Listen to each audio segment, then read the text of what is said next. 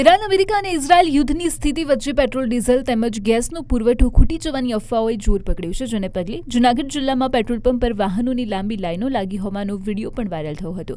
Video ફોટા viral થતાં જ જૂનાગઢ જિલ્લા પુરવઠા અધિકારી દ્વારા પુરવઠાની કોઈ અછત ન હોવાની પુષ્ટિ કરી હતી. સમયસર પૂરતો પુરવઠો કંપની દ્વારા પૂરો પાડવામાં આવે છે, તેમજ વાહન ચાલકોને પણ કોઈ ગભરાવાની જરૂર નથી. આ સાથે જ પેટ્રોલ, ડીઝલમાં કોઈ ભાવ વધારો પણ નથી થયું તેવું વિક્રેતાએ જણાવ્યું હતું. સાંભળો તમે. જૂનાગઢ જિલ્લાના પેટ્રોલ પંપોમાં પૂરતા પ્રમાણમાં પેટ્રોલ ડીઝલનો જથ્થો ઉપલબ્ધ છે.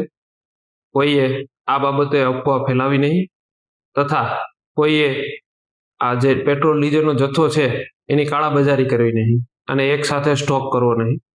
આપણા જિલ્લામાં પૂરતા પ્રમાણમાં આ જથ્થો ઉપલબ્ધ છે અને જરૂર પડીએ વધારે જથ્થો પણ ઉપલબ્ધ કરાવવામાં આવશે.